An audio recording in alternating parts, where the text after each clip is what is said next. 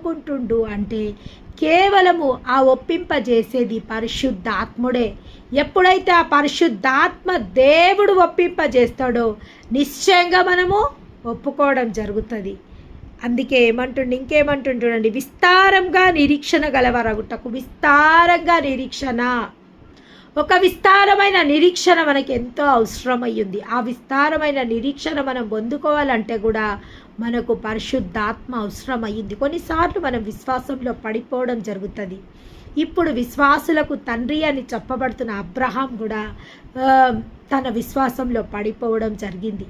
అవును, మొదటిసారి తన దేవుడి దగ్గరకు వచ్చి, ఆ యొక్క ప్రభు, నేను నీకు ఒక వారసుని అనుగ్రహించబోతున్నా, ఆకాశం వైపు చూపించి ఈ నక్షత్రంల లాంటి సంతానంని నీకు ఇవ్వబోతున్నా, నేలపైన చూపెట్టి ఇసుక రేణువులంతా విస్తారమైన సంతానం